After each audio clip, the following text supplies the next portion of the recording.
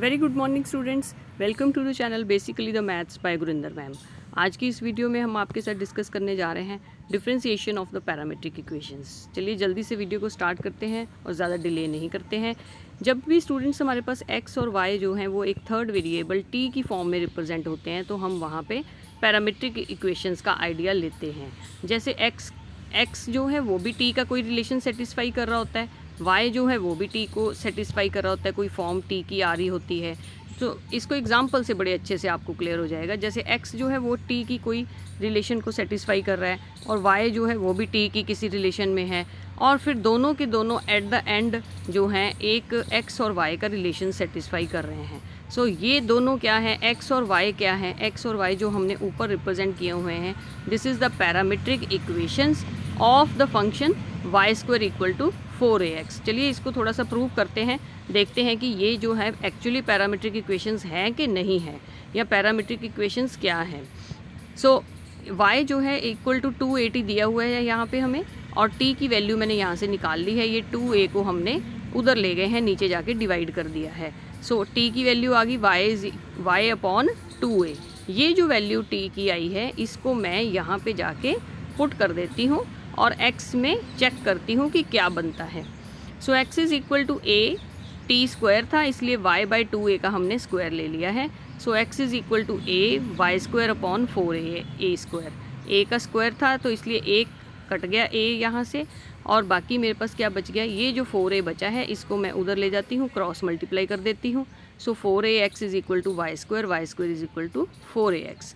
सो यहाँ पे हमने देखा कि x और y जो थे वो रिप्रेजेंट तो t में हो रहे थे, बट वो आपस में भी एक रिलेशन को सेटिस्फाई कर रहे थे, x और y के एक रिलेशन को सेटिस्फाई कर रहे थे। सो सच टाइप ऑफ फंक्शंस जो होते हैं वो क्या होते हैं, पैरामीट्रिक फंक्शंस भी कहलाते हैं, पैरामीट्रिक इक्वेशंस भी बोल सकते हैं हम यही दोनों x और y को। यहाँ पे पूरे कंडीशंस जो हमें दी हुई थी, एक तो दिया था a पॉजिटिव, इसका हमने यूज़ यहाँ पे किया है।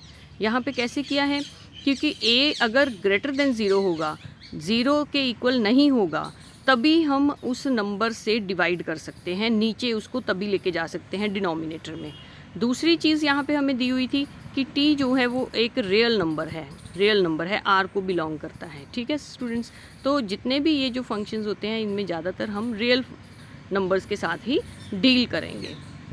सो अभी हम आगे चलते हैं, थोड़ी सी डिस्कशन को और बढ़ाते हैं। ये जो मैंने आपके पास स्टैंजा डिस्कस करने के लिए लाई हूँ, ये NCERT बुक की स्टैंजा है, जहाँ पे आपको ये फंक्शन एक्सप्लेन किया हुआ है, पैरामीट्रिक इक्वेशंस के साथ आपको डिफ्रेंशिएशन समझाया हुआ है। It is sometimes convenient to represent the relation between the variables x and y by two equations as x is equals to gt and y is equals to ft। x और y जो है यही same चीज़ जो मैंने आपको बताई है वो सिर्फ यहाँ पे लिखी हुई है, मैं इसलिए यहाँ से बता रही हूँ सो दैट कि स्टूडेंट्स कई बार देख के घबरा जाते हैं कि NCERT में ऐसे दिया था, हमें समझ नहीं आ रहा। ठीक है स्टूडेंट्स, तो यहाँ पे x और y दोनों ही जो हैं वो t की फॉर्म में रिप्रेजेंट किए हुए हैं। फॉर एग्जाम्पल भी मैंने यही डिस्कस की है सो दैट कि आपको आइडिया बहुत अच्छे से क्लियर हो जाए। x is equal to 80 square 280, और ये दोनों जो हैं एक relation y square equal to 4ax को भी सेटिस्फाई करते हैं। ये मैंने अभी आपके साथ प्रूव किया है लास्ट स्लाइड में। अब ये इक्वेशंस थी किसकी, ये एक राइट हैंडेड पैराबोला की इक्वेशंस थी, जिसकी मैंने यहाँ पे डायग्राम दी है। सो राइट हैंडेड पैराबोला की ये दोनों की दोनों इक्वेशंस थी, जिसमें x था और y था, और y square equal to 4ax था। ये एक राइट हैंडेड पैराबोला जो स्क्रीन पे आप देख पा रहे हैं इसकी हैं। सो इसके ऊपर अगर एनी पॉइंट हम लें तो एनी पॉइंट किसी भी कर्व के ऊपर हम स्टूडेंट्स क्या चूज़ करते हैं, हम चूज़ करते हैं any point is x and y, और वो x की वैल्यू यहाँ पे क्या है, यहाँ पे x की वैल्यू है a t square and y की वैल्यू क्या है, y की वैल्यू है 2at, ये भी है। सो ऐसे भी लिख सकते हैं a t स्क्वायर 2at, इसकी पैरामीट्रिक इक्वेशंस इसके साथ भी लिख सकते हैं, मैंने यहाँ पे बताया भी है। ये किसी भी पॉइंट को लिखने के लिए हम डबल एरो ऐसे यूज़ करते हैं, इसलिए इसको यहाँ पे मैंने लिया हुआ है। सो राइट हैंडेड पैराबोला भी स्टूडेंट्स मैं इस वीडियो में डिस्कस नहीं कर रही due to the shortage of time.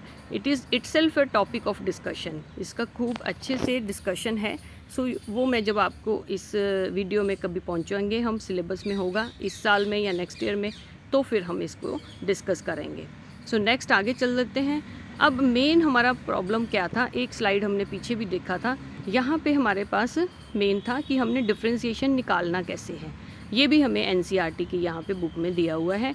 Formula आपको ग्रैब ही करना है क्योंकि डेरिवेशन इसका आपने अभी इस लेवल पे नहीं करना है। dy by d x is equal to dy by d t upon d x by d t. अब इसी फॉर्मूले को हम जो है ऐसे भी लिख सकते हैं dy by d T into D T by d x. Product form में भी हम इसको डिस्कस कर सकते हैं, लिख सकते हैं। आपने इसको याद करना है तो आप इसको डिवीज़न टाइप से याद रख सकते हो, dy by d t upon d x by d T. Actually ये डिवीज़न है नहीं है क्योंकि d by d x actually इसको हम बोलते क्या हैं, ये एक ऑपरेटर है, पूरा का पूरा ऑपरेटर की तरह चलता है ये। और किसके ऊपर चल रहा है ये, अभी y के ऊपर भी चल रहा है और ये x के ऊपर भी चल रहा है। ठीक है, लर्न करने के लिए आप इसको डिनोमिनेटर न्यूमरेटर डिनोमिनेटर की फॉर्म में लर्न कर सकते हैं। सो आज की वीडियो अगर स्टूडेंट्स आपको पसंद आए तो इसको लाइक करिएगा और हमारे चैनल को सब्सक्राइब भी करिएगा। आप हमें ट्विटर पे भी ज्वाइन कर सकते हैं @basically maths पे। I will meet you in the next video. Thank you.